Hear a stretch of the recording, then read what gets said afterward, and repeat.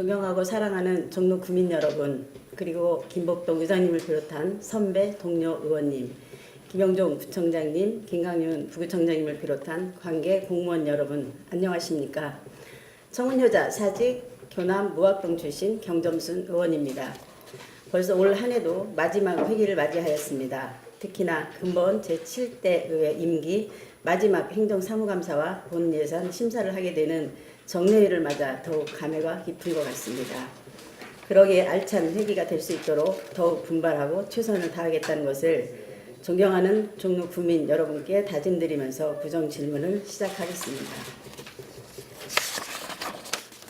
첫 번째 질문입니다. 본 의원이 지난 임시회 때 학교 밖 청소년 등 우리 지역사회의 위기 청소년 관리 보호 대책에 대해 질문하였습니다만 최근 학교 폭력에 대한 심각성이 더해지고 학교 폭력 피해는 꾸준히 증가하고 있는데 학교 폭력을 예방하고 대책을 마련하기 위해서 우리 종로구의 적극적인 노력이 필요하다는 점을 말씀드리고 싶습니다. 우리 구에서도 겉으로 드러난 것만 해도 작년에만 약 30건 정도의 학교 폭력이 발생한 것으로 조사되었습니다. 교육이 우리 구 사무가 아니라고 하지만 학교 폭력이라는 것이 학교에만 국한된 문제가 아니고 거기서 파생되는 문제점이 여러 학교 그리고 여러 가정과 이웃 더 나아가 지역사회와도 밀접한 관계가 될 수 있기 때문에 학교가 유치한 지역사회가 함께 관심을 갖고 학교 폭력에 대한 정보를 공유하며 교환하는 등의 학교 폭력을 예방하기 위한 노력을 기울여야 하는 것입니다. 학교 폭력 예방 및 대책에 대한 법률에서도 학교 폭력 예방에 대한 지자체의 책무를 부여하고 있습니다. 학교 폭력을 예방하고 근절하기 위하여 조사, 연구, 교육, 계도 등의 필요한 법적, 제도적 정치를 마련해야 하며 청소년 관련 단체 등 민간의 자율적인 학교 폭력 예방 활동과 피해 학생의 보호와 가해 학생의 선도, 교육 활동을 장려하여야 합니다. 청소년 관련 단체 등 민간의 건의한 사항에 대해서 관련 시책에 반영하도록 노력되어야 할 것입니다. 또한 이 법률에 따르면 부구청장님은 위원장으로 하여 구청장이 교육지원청의 교육장과의 협의를 통해 학교 관련 분야 전문가나 사법기관 관계자 등을 위원으로 임명하거나 위촉하도록 하는 학교폭력 대책 지역협의회를 주도록 하고 있습니다. 각 학교와 사법기관 학교폭력 대책 관계 전문기관, 단체, 방범활동단체 등 모든 관계기관의 단체 연계 활동이 필요한 것이기 때문에 이러한 부분에서의 우리 구의 적극적이고 선도적인 역할과 기능이 필요할 것입니다.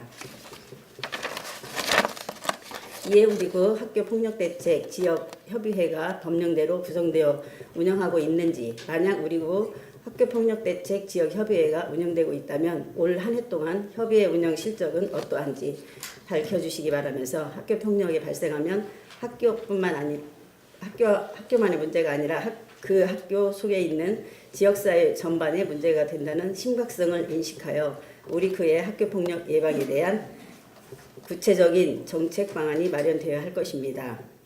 학교폭력 예방과 지역사회 안전망 구축 그리고 그 연계를 위한 우리 구 차원의 정책적, 제도적 기반 마련을 위하여 관련 조례 제정도 시급하다고 봅니다. 아동 친화도시를 표방하는 우리 구이기 때문에 더욱 그렇습니다. 이에 대한 구청장님의 생각은 어떠하십니까? 두 번째 질문입니다. 우리 구에서는 주택, 건축, 도시개발, 고온녹지 등 복합민원에 대하여 한 곳에서 상담해주는 복합민원 전문 상담제를 지난 7월부터 운영하고 있습니다. 민원 처리를 위한 행정 서비스를 강화하는 차원에서 소기의 성과를 달성한 것을 기대하고 있습니다. 다만 이러한 행정 서비스가 있음에도 불구하고 여러 주민들께서는 아직도 우리 구 복합 행정에 대한 민원 처리에 어려움을 겪고 있다고 토로하고 계십니다. 즉 주민들께서는 상담만이 아니고 한자리에서 복합 민원을 한꺼번에 처리할 수 있는 원스톱 민원 처리를 바라고 있습니다. 하나의 민원이지만 여러 부서와 절차가 관계된 민원에 대하여 이 부서 저 부서 다니지 않고 한 민원 내에서 한 번에 해결할 수 있는 행정 서비스 체계를 만들어 달라는 것입니다. 예를 들어 그동안 개발행위 허가를 받아 토지 분할을 하는 등의 민원의 경우 5번 이상 방문한 한 달 이상의 처리 기간이 필요할 것으로 생각됩니다. 이러한 방문 횟수와 민원 처리 기간을 최대한 단축시킬 수 있는 민원 처리 서비스 제도가 마련되어야 하는 것이 주민의 바람입니다. 특히 인허가 민원에 있어서 더욱 그렇습니다. 어떤 지방자치단체에서는 원스톱 허가과라는 부서를 만들어 주민들께 큰 호응을 얻고 있다고 합니다.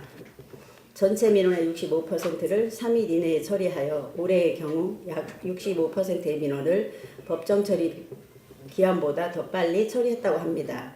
이러한 혁신적인 민원 처리 시스템을 주민의 시간적, 경제적 부담을 경감시키고 행정에 대한 신뢰를 높여줄 것입니다. 특히 인허가를 단일 부서에서 처리하면 민원인의 방문 횟수는 줄어들 것이고 한자리에서 관련 민원을 해결할 수 있을 것입니다. 주민들께서 민원 업무를 처리하는 데 드는 시간과 비용을 줄이고 민원의 편의가 보다 향상될 수 있도록 혁신적인 주민 중심 민원 행정 서비스를 발굴하고 추진하여 주실 것을 구청장님께 요청합니다. 세 번째 질문입니다. 얼마 전 이러한 언론 보도가 있었습니다. 과거의 흔적을 고스란히 간직한 서울의 지하 공간 세 곳을 정비해 시민들께 개방한다. 그곳 세 곳은 여의도 지하 비밀 벙커, 경복궁 방공호, 신설동, 유령역이었습니다. 이중 경희궁 방공호는 우리국 관내 시설물로 서울 역사박물관 주차장 한쪽에 위치한 철문이 방공호의 입구입니다. 본 의원은 이 시설 개방 전에 가본 적이 있습니다만 이 방공호는 일제 강점기 말 비행기 공습기 대비해 만들어진 것으로 추정되고 시설로 흉물스러울 뿐만 아니라 일제 우리 역사 침탈의 잔재로 여겨져 분노와 슬픔의 감정이 들어있습니다. 그러한 시설이 서울시가 일부를 정비하여 시민들에게 개방한다고 하는데 박수치고 환영할 만한 일인지 모르겠습니다. 서울시는 식민지 말기에 암울했던 당시 상황과 방공호의 느낌을 되살리기 위해 방공호 1층 천장에 3차원으로 재현된 폭격기 영상과 서트라이트를 이용한 대공 관제를 연출하고 2만여 장의 일제강점기 관련 사진으로 실시간 포토 모차이크 미디어 아트를 재현하고 2층 계단의 방공호 내부 전체를 조망할 수 있도록 조성했다고 합니다. 물론 과거 우리의 역사로부터 교훈을 얻고자 하고 시민을 위해 역사 문화 공간으로 만들겠다는 서울시의 계획에 일부의 공감은 합니다만 일부 선과 후가 바뀐 것이 아닌가 하는 생각이 듭니다. 본 의원은 경복궁 방공호 개방이 우선이 아니라 경복궁 복원사업이 먼저 선행되어야 한다고 생각합니다. 서울시는 경희궁 복원을 추진하다 지금은 손을 놓고 있습니다. 예산이나 교통 문제 등을 이유로 사업 추진을 하지 않고 있는 것으로 알고 있습니다. 경희궁이 어떤 곳입니까? 1617년 광해군 재임 시절 착공하고 1623년에 완공된 이궁으로 조선 후기 동안 전궁인 창덕궁에 이은 제2의 궁궐로 조선 양대 궁궐 체제의 한 축을 담당했습니다. 많은 왕들이 경희궁에서 적지 않은 시간 동안 거처하면서 창덕궁이 지닌 전궁으로서의 기능을 수행하기도 하고 창덕궁, 창경궁 궁궐에 대비하는 이름인 서궐로 불리기도 했습니다. 이러한 경희궁이 일제강점기를 거치면서 궁궐의 자취를 완전히 잃어버렸는데 일제 역사 침탈의 흔적인 방공호는 복원하고 꾸밀 예산은 있고 경복궁을 복원할 예산은 없다 한 게 국민의 한 사람으로서 이해가 안 됩니다.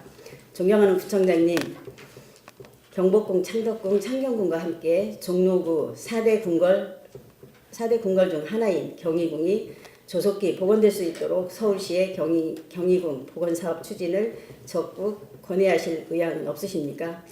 아무쪼록 본 의원의 질문에 대하여 구청장님께서 공감하여 주실 것을 기대하면서 부정 질문을 마치겠습니다.